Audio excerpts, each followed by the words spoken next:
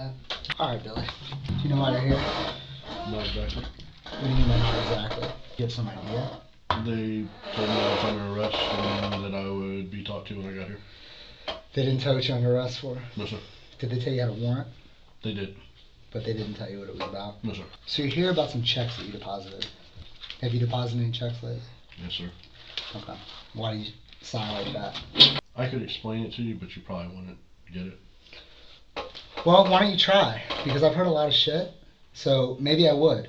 I deposited checks that I shouldn't have deposited, mainly out of desperation with new baby on the way and back was against the wall. Whose checks did you deposit? Steve Phillips. Did they go through or did they bounce? They went through. How much were they for? Normally like 25. Okay. How did you come into possession of the checks? Again, some of the checks I already had in my possession. They were given to me, and then certain things happened. So you mean they were like legitimate checks that he wrote to you? They were given to me in case of emergencies. So blank checks? With the understanding that, okay, let's not write the bank off here. Okay. Okay, but again, it was in case of emergency, and I worked really close with the man. Okay, how long did you work for him for? Since 2016. 2017. Until? 2020, July sometime. Why'd you leave? Well, he went crazy. There's no other way to say it. I mean, I've talked to the guy, so He went. They said it was he said it was what's it called when you have the mood swing back and forth? Bipolar. Mm-hmm. However, being as close as I was to him and talking, it was more like paranoid, schizophrenic. Yeah. What was he paranoid about? A lot of people in the company. Cellphone? Yes, sir. And what was he paranoid? Like, what about people in the company? Well, people coming after his position to take over, trying to screw him over at the board, and so on and so forth. And unfortunately, he was right that they were trying to do that, and my job was monitoring and giving him information. Were you like an IT auditor? I wasn't an auditor. I was more of a jack of all trades IT personnel. How much was he paying you? $83 a year. Okay. And then what kind of went sideways was Marie. And Marie got sick. She had an episode back in February. She had another episode. And I covered for her and ended up getting, putting my ass in the sling. And Mr. Willard, who had given me standing orders if anything would ever happen again with Marie to handle it this way, then report to him. Well, he was there's a psych ward up north. In Sykesville? Well, were you being funny? No, there's literally one in Sykesville, Maryland. No, there's... Shepherd in Baltimore. So he was Shepherd Pratt, and so I couldn't get in touch with him. Steve was? Yes. Oh. And then when he finally got back, he pretty much kind of threw his hands up. That there was nothing that he could do, but still asked for my help with what he was dealing with the company since I had the information. So I kind of got screwed just by, if I helped one person, I was damned. If I helped another person, I was damned. Okay. And so having held on to those were given to me a couple of years prior, and something I shouldn't have done, but. How much money was it for? What was the total? Roughly.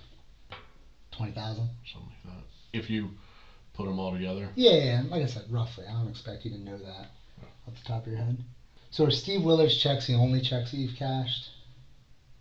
Or deposited? I'll say cash and deposit, and I use them kind of indeterminate, There was... You thinking? I'm trying to. Okay. If I showed you some pictures of some checks, might they jog your memory? The thing is...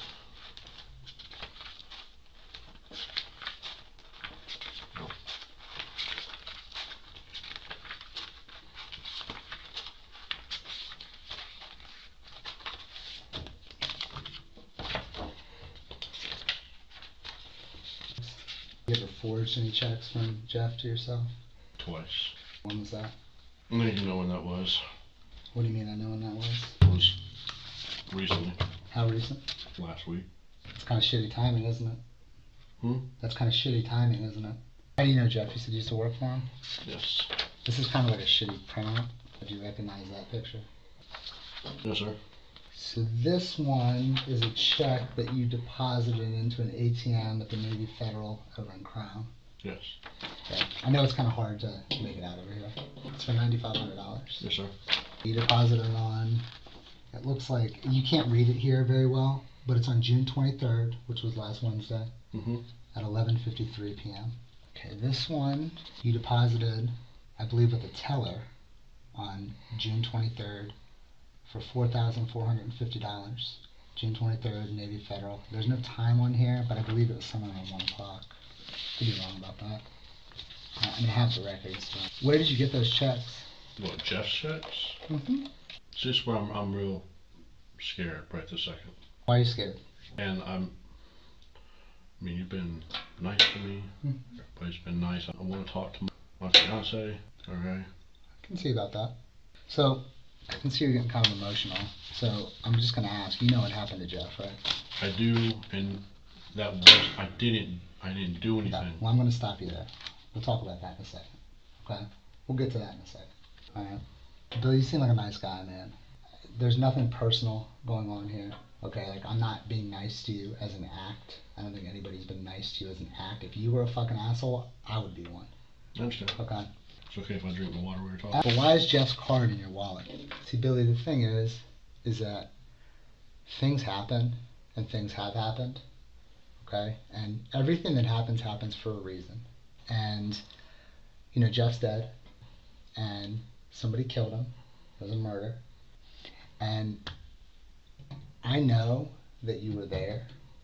I can prove it to you right here that you were there. But before we get there, okay, like, everybody has all this nice shit to say about Jeff. You know what I mean? Like, that's really the story here that we have so far, is how nice of a guy Jeff is, and how, like, I can't believe he had no enemies. I can't believe anybody would do this to him. And there's a reason what happened to him. I'm not saying because, like, he was a bad guy and made enemies with you or anybody else, okay? You're in a situation in your life where there's a certain level of desperation, okay? I know Steve Willard fired you. Whether it was because you did something wrong or he was going crazy is kind of irrelevant. Well, he didn't. Well, his HR got rid of you. Okay, again, whether it was for a legitimate reason or not, that still puts you in a fucked up situation financially. You got a new kid on the way, and you're strapped for cash. So I can completely understand, you know, like, how you're in this spot. You have a history, obviously, with Steve of stealing checks or, you know, writing fraudulent checks. Jeff's got money. You go there with the intention of taking his checks, and maybe he's home when he's not supposed to be, and something happens. You know, maybe you're like, fuck, you did prison time, right, in Virginia. You don't want to go back to prison, and shit gets out of control and out of hand. That's a very different story than, like, you know, Billy's a fucking monster that went to Jeff's house and brutally murdered him for no reason. Those are two very different stories. But here's the problem. I'm going to show you some records, and I'm going to show you how I know that you were there. Obviously, you cashed the checks on the day of the murder, 6/23. Well, you did one on, it looks like you did one on 6/25. I don't know if it just posted 6/25. But you did the two on 6/23. And, like, you know, that obviously is going to raise some red flags. So then we start looking at some things. Sorry, I got so much shit here. That's going to take me a minute to find what I'm looking for. Am I not supposed to be? What? Not supposed to what? Be looking over there? Yeah, dude, I would be fucking trying my damnedest if I was you to be looking at everything I got. So, I'm going to show you everything here, okay? A lot of it's financial stuff. Checks. A lot of it's the same copy of the same check, just so you know. Like, I don't have like 50 checks here that I'm saying that you did. A lot of it's just the same check copied in different ways. Who's that? That's me. Who's that? Me. It's me. Wearing damn near the same shit you're wearing now. Yep, me. That's me. That's me. That's Mr. Biddle. Navy Federal account records. Let me go through that right now. Specific I'm looking for to show you. So these records are from Jeff's phone. Okay? Alright, so I want you to look at the date, okay? So 6/22, that's the day before Jeff was killed. Okay? This is at 10:20 p.m. Probably goes to sleep sometime after here. Okay? 6/23 at 5:55 a.m. He Googles good Good Day Sunshine, which is a song. 6:23, 525, Good Day Sunshine. He searches for it again. 6:23, 2021, YouTube. 6:23, 555, Good Day Sunshine. Listen to the Beatles. Here Comes the Sun. Back to YouTube at 6, here at 6 o'clock. Then right here, 6:23. That's 6:59 a.m. What's that? Can you read that? SunTrust. He goes to his SunTrust account. Okay. Right here, same exact time. You probably clicked another link on his SunTrust account, okay? This is from his phone.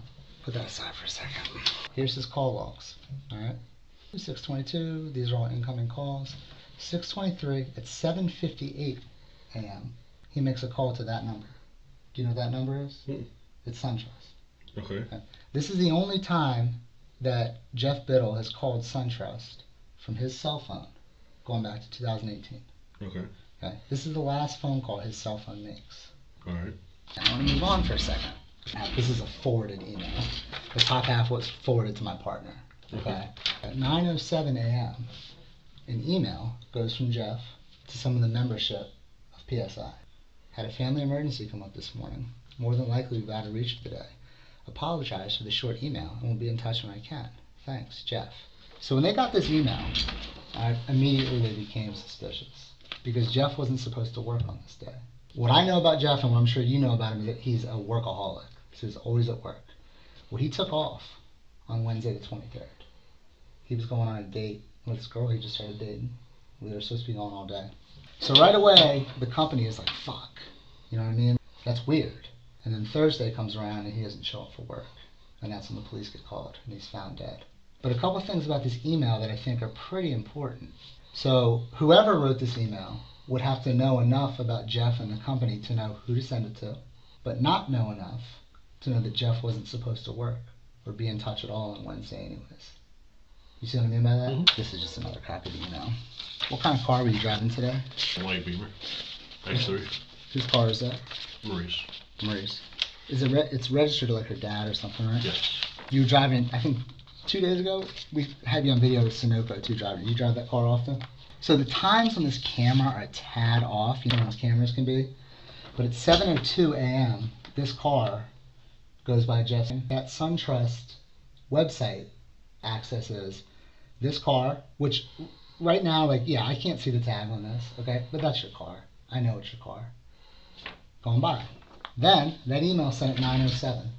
All right? No other emails or any text messages go out from Jeff's phone. 9:20 in the morning. It's a bad picture because it's a still shot I took from a video. But this is you walking away from his house. And when we get your cell phone records back, I know exactly what they're going to say. You're an IT guy, right? Mm-hmm. So you know how cell phones work, right? Mm-hmm. You know that their apps are always updating. They're always trying to reach out to Wi-Fi and reach out to update. Mm-hmm. So we get this data called timing advance data. Mm-hmm. So about every 30 or so seconds, your phone is reaching out. I know what your cell phone's going to come back and say. I don't have it yet. I don't have the records back yet.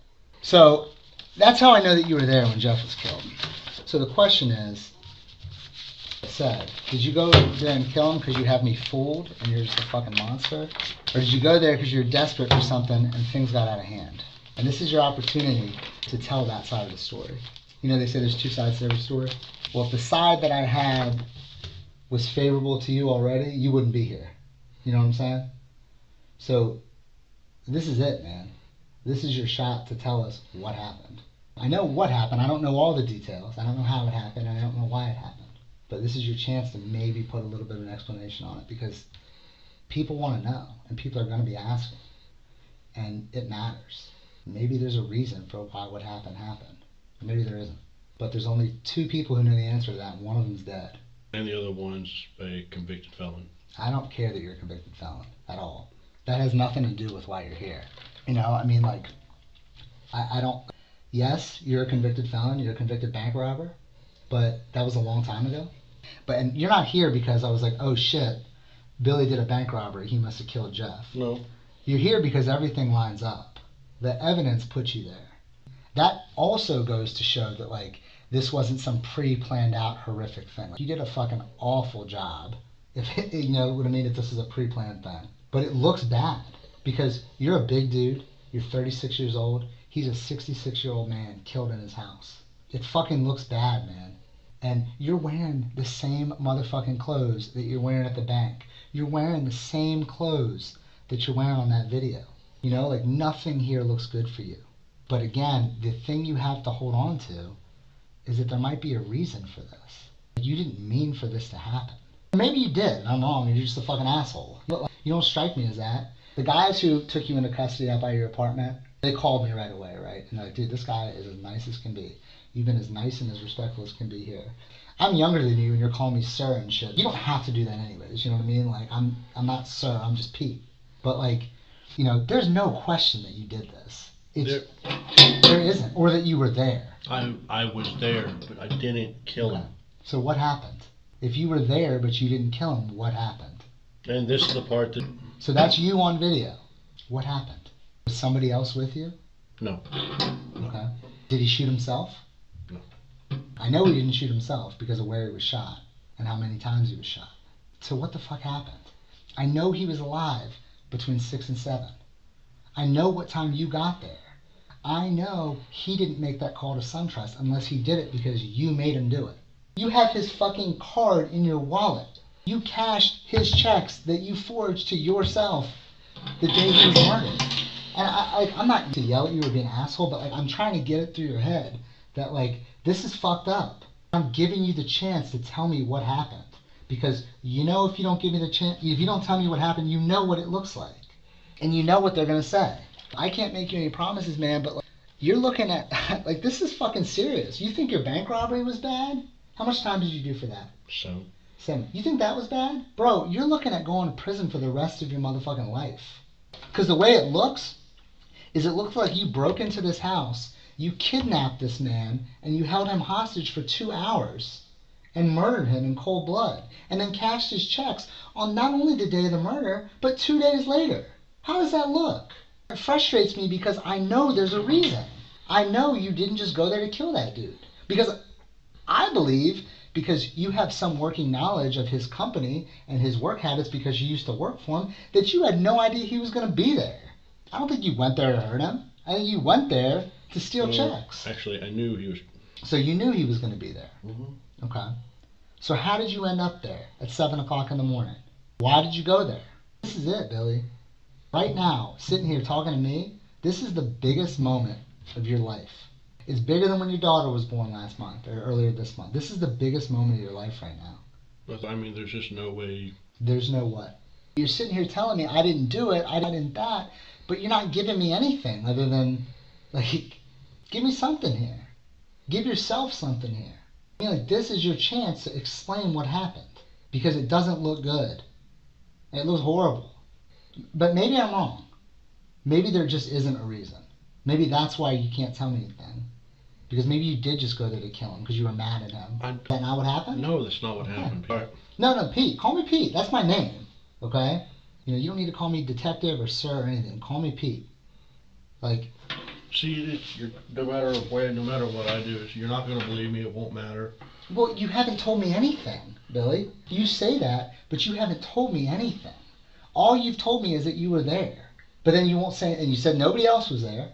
So it's not like you went there with somebody else. All you've told me is that you were there, which I already knew, and then it won't matter. That's all you've said. So you say that, but how do you know? I'm telling you, man, I'm not fucking lying to you. This is your one opportunity to put out there what happened. Because everything's going to change after this. How did we get from Jeff listening to Here Comes the Sun by the Beatles to you sitting here in the homicide unit of the Montgomery County Police talking about what happened? How did that... There's a story behind that. And dude, quite honestly, man, and I'm not just saying this, I've been completely surprised by your demeanor since we first met. I didn't expect you to be the way that you are. I expected you to be an asshole, to be like, I completely like was thrown off by like, that's why I came and sat here and ate with you. I don't normally do that, but I'm like, fuck, man, this dude's in a shitty spot, and you know, I was always gonna buy you food because it's the right thing to do, and I can't starve you here. But I was like, fuck, I need to sit down and eat with this dude because like, you know, I feel fucking horrible about what's about to come and what's about to happen. But bro, you're not giving me anything here. You're not giving yourself anything here. You know, like, you know what happened. Like, you know how it happened. You're the only one that can put those pieces together. Because again, I'm not going to sit here and lie to you and be like, oh, you can just explain your way out of this and it'll all be okay. I'm not. But the fact is that, like, again, there's a huge difference between, there's a lot of, when things happen, when people get shot or whatever, there's a lot of different reasons. On one end of the spectrum, you have like where like somebody shoots and kills somebody in self-defense, right? That happens. And on the other end of the spectrum, you have a serial killer. That just fucking kills people just to kill them. There's a huge space in between. And I don't think he meant to kill Jeff at all, okay? But I think something got out of hand. And what happened. But, dude, I'm telling you, if this is the spectrum, with what I have, what I've seen, okay, what that crime scene looks like, and you sitting here and not telling me anything, it looks closer to this end of the spectrum than this end. Okay, when maybe the truth is somewhere in here. But only you can put that out there. Only you can give that. Only you can give yourself that chance. Help yourself here, man. I'm throwing you a fucking line. With the amount of evidence that I have, and I know that I don't have yet, but that I will have because I've been doing this for a while, and I know how these things unfold. Okay, like I know what's gonna come in the future. Evidence-wise, at least I can take a pretty good guess. I didn't even have to come in here and talk to you today. You could have gone straight up the road, but that's not really how I operate. I believe there's always a reason for something. I mean, fuck, dude. I know the circumstances behind when your bank robbery thing. Like, I read the report. I talked to the investigator. Clearly, that was the act of a desperate man. That was not a fucking bank, like a serial bank robber or something you see on TV. Cash and Steve Willard checks. I know about all that. I mean, obviously, that's not why we're here. I don't think there's any mystery why we're here. Cash and Jeff checks. They're stealing checks from Jeff. You got no job, or, well, you may have a job, but you've gotten fired from one. You got a baby on the way. I know how stressful that can be, even in the best of circumstances. And so do you, because you have other kids. I can understand why you would go try to steal or try to, do what you have to do to feed yourself and your family. And I understand, because I've been doing this job for a while, that sometimes shit just happens and it just gets out of hand. And you don't intend for something to happen, but fuck, it does. But again, I can't stress it enough, man. It's only you that can make that a reality. It's only you that can put that out there. Because what we have right now don't look good. His fucking card is in your wallet. I know it is. You deposited $94 cash, okay, from a man who religiously kept around $100 in his wallet. So even if you didn't take the money out of his wallet, it fucking looks like you did. You took his checks, you took his card, and probably his cash. And he's dead. That doesn't look good. Are you a monster? No, I'm not a monster. Okay, are you a cold-blooded killer? No. Then something happened. Maybe something got out of hand. Maybe Jeff, you got there, Jeff fought back, I don't know. Maybe you're like, fuck, this guy knows me, like, I don't want to go back to prison, and shit just went south, and you shot him once, and then you're like, well, fuck, I gotta kill him now. I don't even have a gun. Then how are you there and he ends up shot 4 times? Maybe he had the gun, like, that's what I'm saying, Billy, is like, you're a convicted felon, and I don't say that to be an asshole. I say that because I know how hard it can be for a convicted felon to get a gun, so it totally makes sense that you wouldn't have a gun. Maybe he had the gun. Maybe you went to his house, there's a disagreement, he pulls out a gun, you're a fucking big dude, you get it away from him, and shit goes. Maybe that's what happened.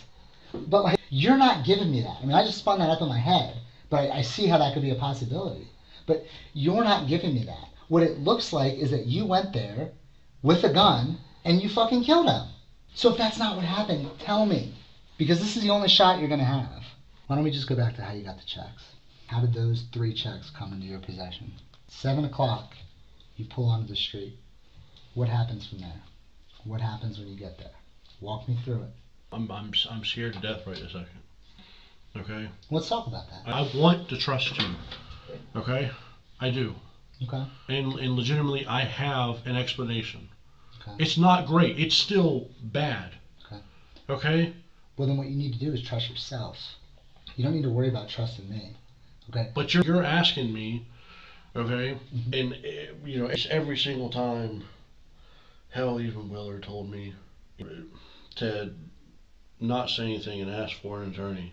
But I've always felt that, just talking to somebody, being upfront is always the better option. But Well, Billy, the thing is, man, is like. And I don't want to be labeled as a monster because I'm not a monster. So that's what I'm telling you, bro. But they're already labeling me a monster. Nobody's labeled you anything. Okay? It's just me and you here. Nobody knows you're here except for me and the guys that I work with. And, Hell, my fiance and my son know. Well, there's nothing we can do about that, okay? No, but except put the right picture out there. Don't put the monster picture out there. That's not what it is. Let's put the right picture out there. But see, you're not gonna believe it. You're not gonna believe it. I don't have a gun. I'm sorry, I just don't have one. Okay. Now, how I came into the checks it was the same day. Well, here's the thing, man. Is like it doesn't necessarily. You're sitting here saying I'm not gonna believe you. We haven't told me yet. Second of all, there's only one way to go here, and that's up, because it looks fucked up. So tell me what happened. Tell me how you got there. Tell me how you got the checks. Put the story out there. This is your chance to write your side of the story. And you don't have to trust me to believe that that's the truth. This is your shot to write your side of the story. I understand you want to tell your story, man. So why don't we start with something easy? What time did you get there? I mean, it was before 8 o'clock. Okay. How far before 8 o'clock? I didn't kill anybody, Pete. So what happened? You said you got there before 8 o'clock. How did you get in the house? This is my life. I can't afford to have it all twisted up, man. Well, that's what I'm saying, man. This is your life. And this is a pivotal moment of it. And this is your chance to explain how we got here. But even if I explain it and I show you and I tell you I didn't do it, I'm still going to be charged for it. And now it's going to be up to the damn courts. So the courts. How did you get in the house? To the front door. Was it locked or unlocked? It was unlocked. You rang the doorbell? I knocked on the door a few times. The front door? Yes. Alright, so then what happened? What happened after you knocked on the door? I'm not a monster, Pete. Tell me why. Prove it to me. You knock on the door. What happens? How many times you knock on the door? Twice with the standard knock I do. Okay. Did Jeff come to the door? No. So did you let yourself in? I went and smoked a cigarette first, thinking maybe he was just in the bathroom or he was running late. Not what you think, Pete. Well, all we got right now is you at the door. You knocked on the door. You went and smoked a cigarette. Then what happened? Should I have an attorney or no? I can't tell you that, man. This is your life, man. This is your chance to tell us what happened. This is your chance to write your side of the story. That's all I can give you, is an opportunity. And that's what I'm trying to do. So what happened after you knocked on the door? There's just no way. No way. Can I please talk to my fiance? You'll have a chance to talk to her, but I can't let you talk to her yet. Okay? You'll get a chance. I want you to be able to talk to her. But I can't have you talk to her yet. Why not? Because I can't. We gotta finish what we have to do here, and then you'll have an opportunity. She still has her phone. We didn't take it. We left it with her. We don't want to leave her with a newborn baby and no phone. Where's my son? His mom's coming to get him. Why would you take her phone? We didn't take her phone. I'm trying to tell you. She has her phone. I don't want to have her number. I want to make sure you have it before we leave here. So you got there before 8. You knocked on the door. No answer. You went and smoked a cigarette. What happened next? Pete, what I did was wrong, but I didn't kill him. I did not kill anybody. So what happened? How did you get into the house? You said the front door. It was unlocked. So you let yourself into the house. I can't do it. Where did you park the car? I need an attorney, Pete. I'm sorry. No. It doesn't make me mad at all. But it does. I know it does. Do I look mad? Will you at least even if you won't give me her number, will you please just make sure she's okay? I know for a fact she's okay. Let's. Before I came down here to talk to you, the other people that were at your apartment left, and they called me and said they left. They brought your son here. They took him to get food. We had to call his mom, obviously, because your fiance has no legal authority over him. Your fiance, Marie, did offer to watch him, but your ex-wife, I guess, wasn't okay with that. So she's coming here. We didn't want to have to call child care service or anything like that. So there's somebody sitting with him upstairs until she gets here. And Marie and the baby are fine. The dogs are fine. Everybody's fine. You have any questions for me? Other than her number. I'll make sure you have it with you. So what's going to happen, have you ever been arrested in Maryland before? No, sir. Okay.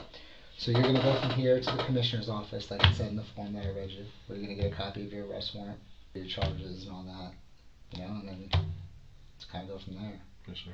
Let's see if they give you a bond or not. I can't imagine that they will.